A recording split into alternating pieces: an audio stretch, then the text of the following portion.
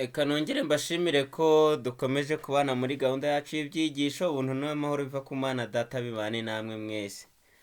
Ndanezerewe cyane ko mu cyigisho turi gufatanyiriza hamwe, ni ibyigisho bituyobora kwiga Bibiliya.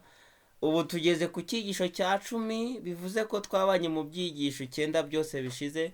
Ni ukuri byaratunejeje cyane, kandi Uwiteka Imana yagiye ituhishurira binyuze muri byo, kuko twasobanukiwe n'ubutumwa bwiza bwanditswe na Yohana, aho twabonye umwihariko w'ubutumwa bwiza kandi bufite n'umumaro cyane, aho twasobanuriwe n'uwo Yesu ari we, tubona n'ibimenyetso n'ibitangaza bimuhamya, ndetse tubona n'akaga n'ingorane ku bantu bahakanye ntibizere, aho twagiye tubona ingaruka zagiye zibageraho. Ariko nanone turacyashimangira byinshi biri muri iki gitabo. Twifashishije kuri ibi byigisho twateguriwe, turacyakomeje kuyiga niki cyari kizingatiye mu butumwa bwiza bwanditswe na Yohana, bwagaragaye nk'ubwari bufite umwihariko wo gusobanura uwo Yesu ari we n'umugambi we. Mu cyigisho cya 10 rero tugiye gutangira, kiratubwira inzira, ukuri n'ubugingo. Ninde wari inzira, ninde wari ukuri, kandi ninde bugingo? Muri iki cyigisho rero tuzaza gusobanukirwa n'uburyo Kristo ubwe nawe ari we nzira, akaba ukuri n'ubugingo. Reka rero mbere yuko twinjira mu cyigisho tubanze twiragize Imana mu buryo bw'isengesho. Turagushimye cyane Uwiteka Mana ikiranuka, izina ryawe ryera nirihabwe icyubahiro. Imitima yacu inejejwe cyane nuko waturinganirije umwanya mwiza, aho tubumbuye ibyanditswe byera ngo maze uvugane natwe binyuze muri byo.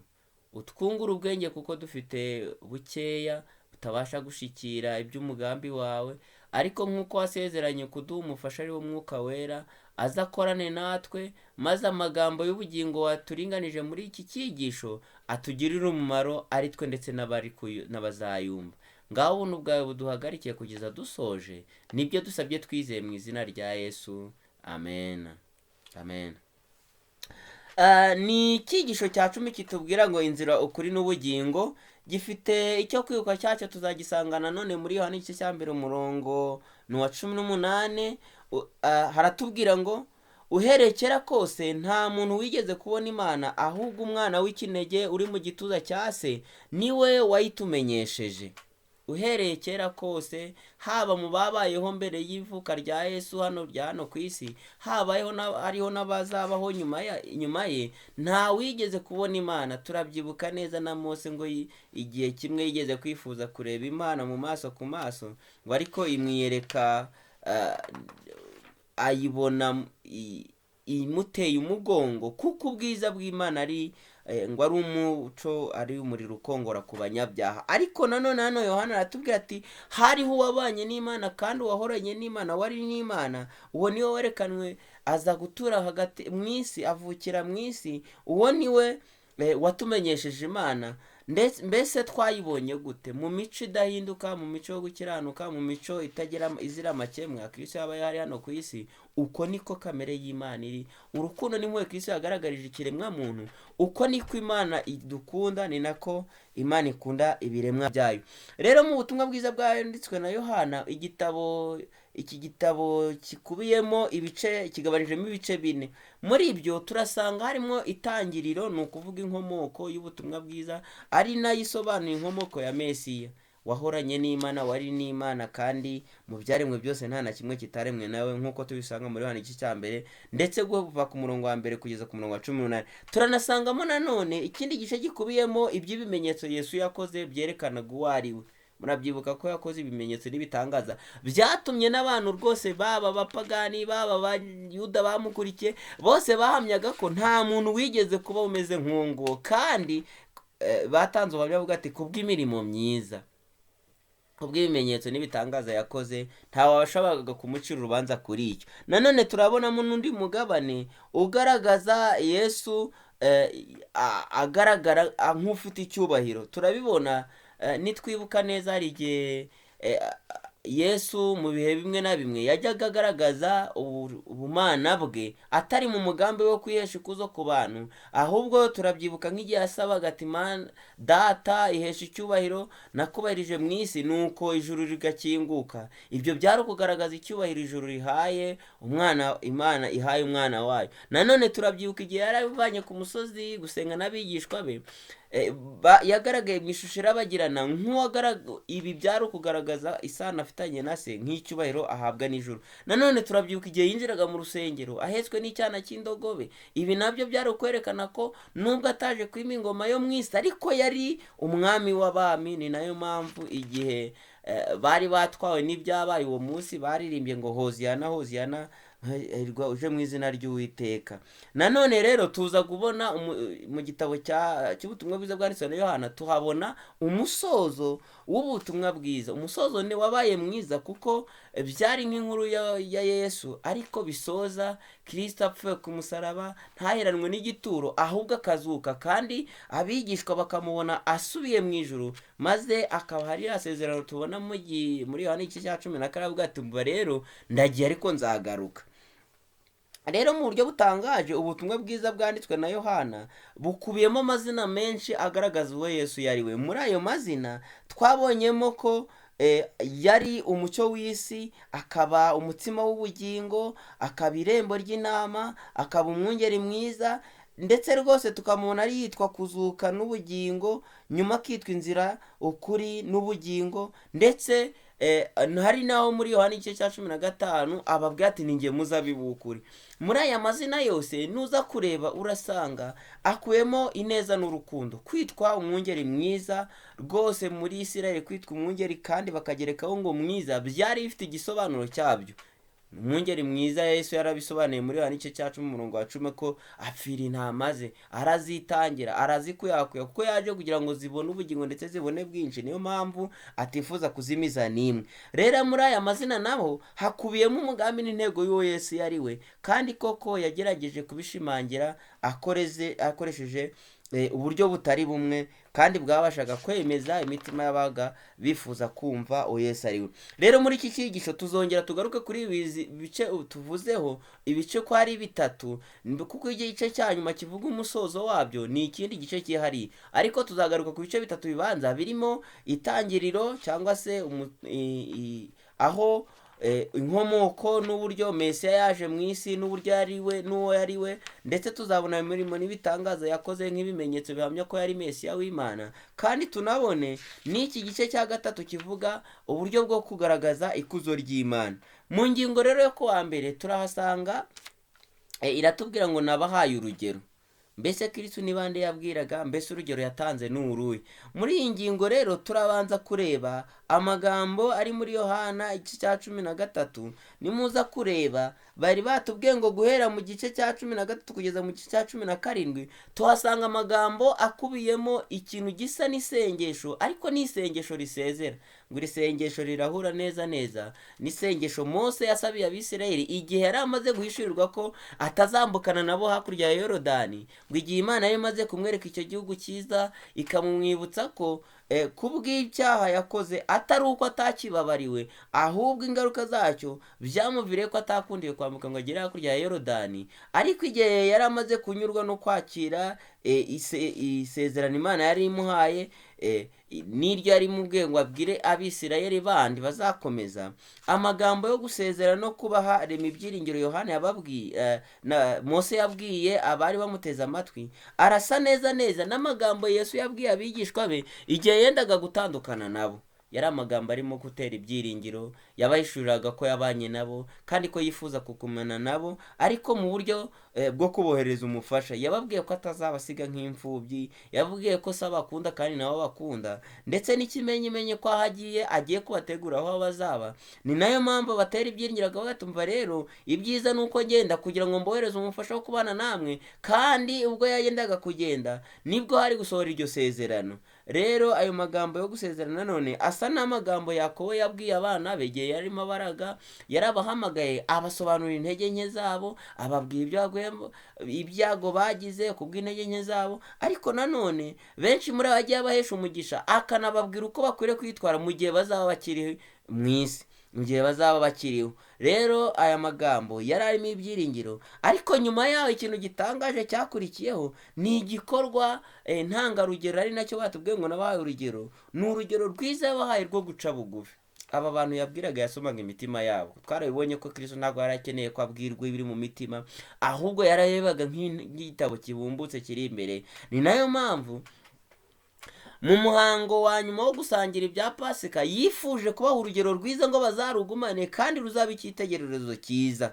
Muri uwo muhango, igihe byari bimenyerewe ko igihe bendaga kujya ku ifunguro gusangira ibya Pasika, byabanzirizwaga n'umuhango wo kozanya ibirenge. Muri icyo gihe benshi mu bantu ntibagendaga bambaye inkweto, bagenzaga ibirenge ku buryo ibirenge byabaga byanduye, bityo gukora umurimo wo kubyoza wari umurimo wakorwaga n'umugaragu, kandi uwo muntu yabaga aciriritse ari hanyuma y'abandi. Ngo igihe rero bari bageze muri iki cyumba bagombaga gusangiriramo, Kristo yabaye nk'ubaretseho gato arabitegereza. Ngo igihe bari muri icyo cyumba ntibari bafite umugaragu wo kuboza ibirenge. Ngo maze Yesu asa n'utujeho gatoya, arindira gatoya ngo arebe, ngo abona mu mitima yabo nta muntu n'umwe wari ufite ubushake bwo gukora uwo murimo, atari uko wenda bari bategereje undi mugaragu uri buturuke hirya, ahubwo bibazaga muri hagati muri bo ninde uri buce bugufi maze akora akazi k'umugaragu. Ngo igihe Yesu yabitegerezaga mu buryo butangaje, uburyo bwatunguye buri wese, Yesu ubwe niwe wahagurutse yoza ibirenge bya bose, nk'uko tubisanga muri Yohana igice cya 13. Yesu arahaguruka. Uyu yari umwigisha wabo, uyu yari umuyobozi wabo, bari baramukurikiye bamwubaha, ariko atanga urugero rwiza mu gihe bose bibazaga ninde uri buce bugufi maze agakora umurimo w'umugaragu. Batunguwe no kubona Yesu, umwigisha wabo, sebuja wari umuyobozi wabo w'icyubahiro, ariwe ufashe iya mbere. Ngo igihe rero yakoraga ibi byari urugero rwiza atanze, ariko igitangaje ngo igihe yozaga ibirenge by'abigishwa be, Petero wa wundi wagaragazaga rwose ubutwari no kudapfa n'ijambo, abwira Yesu, turabisoma muri Yohana igice cya 13:8. Petero aramubwira ati reka ntabwo nzemera na hato ko unyoza ibirenge. Yesu aramubwira ati nintakoza ntacyo tuzaba duhuriyeho. 9. Simoni aramubwira ati databuja, noneho ntunyoze ibirenge byonyine, ahubwo unyuhagire n'amaboko umese no mu mutwe. Nuko Yesu aramubwira ati uwuhagiwe nta kindi agomba keretse koga ibirenge ngo abe aboneye rwose.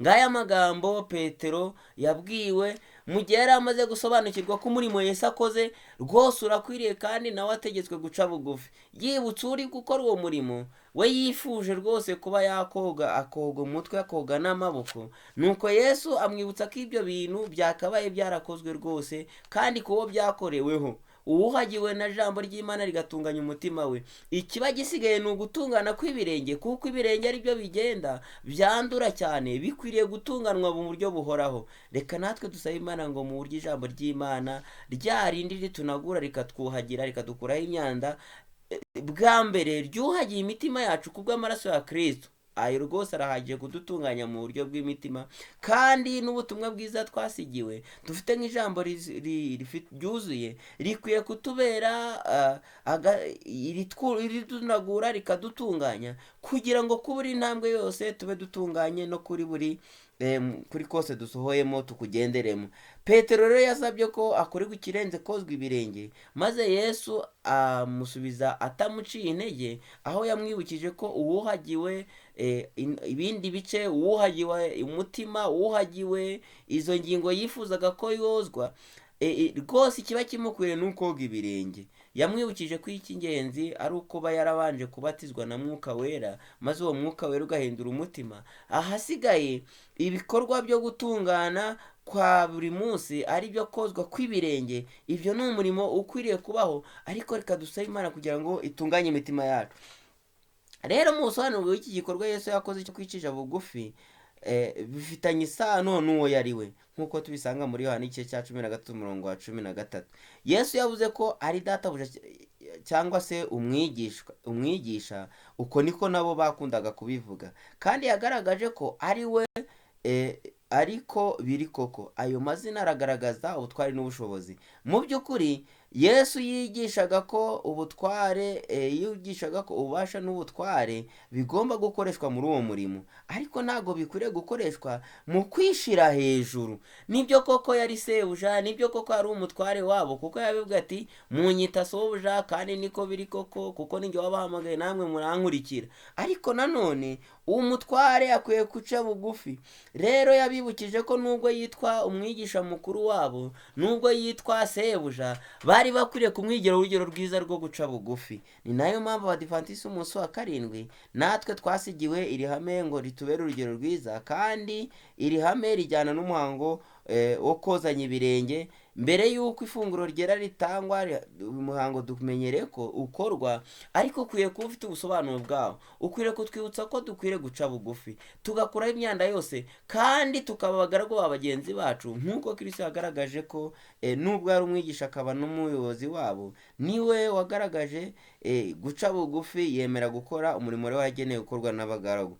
Rero muri uyu muhango wo ku ifunguro ryera dukwiriye kuba tuzirikana ibi byigisho Kristo yahaye abigishwa be. Bwa mbere ubwo yabigishije ko bakwiye guca bugufi, nanone kandi akabibutsa ko mu buryo bwo gusangira bibukaga urupfu rwa Kristo n'amaraso ye yagaragaye yasheshe ku musaraba, bikabibutsa ko igitambo cy'ibyaha byabo cyabonetse. Ni nako bikiri n'uyu munsi. Dukwiriye rero kuza imbere y'Imana natwe twumva tunejejwe cyane no gusangirira hamwe, ariko dufite umutima uciye bugufi, kandi twifuza kuhagirwa na Kristo. ngo ingingo nk'uko byari biri muri uriya muhango wo kuhagirwa byagaragaza gukurwaho inenge n'umwanda wose. Imana isukure kandi itunganye imitima yacu, maze natwe tube twiteguye rwose ubwo yaremye ibyiringiro mu bayigishwa be kandi bikabakomeza, natwe uyu munsi aduha ibyiringiro bishikamye kuri we. Nibyo mbasabira, nanjye nisabira mu izina rya Yesu, amen. Dusenge. Turagushimye cyane Uwiteka Mana yacu, ubuntu bwawe bubanye natwe, uduhishuriye neza ko abakumenye dukwiye guca bugufi kugira ngo twuhagire, ariko nanone imitima yacu igacishwa bugufi kugira ngo tuveho inenge iyo ari yo yose n'umuzi wose wo kwishira hejuru. Nk'uko Kristo yatanze urugero rwiza, haba mu gihe cye, haba mu bakurikiyeho, ndetse na bugingo n'ubu aratwifuza ko tubaca bugufi kugira ngo umurimo wa Mwuka wera ukorere mu mitima yacu. Ngwino ushoboze ibyo bintu, udushoboze kubisobanukirwa no kubyumva, kandi udushirizeho ko twongera kumvira, kugira ngo ubwo ugiye kuyishurwa twe n'abandi mu mpande enye z'isi tuzagusangane tutakozwe n'isoni. Ngaho ubuntu bwawe bane n'imitima yacu, ibyo ubona bidukwiriye, ibyatuma izina ryawe ryagucyura mu ijuru ndetse no mu isi, ubiduhane n'abakwizeye mu izina rya Yesu, amen.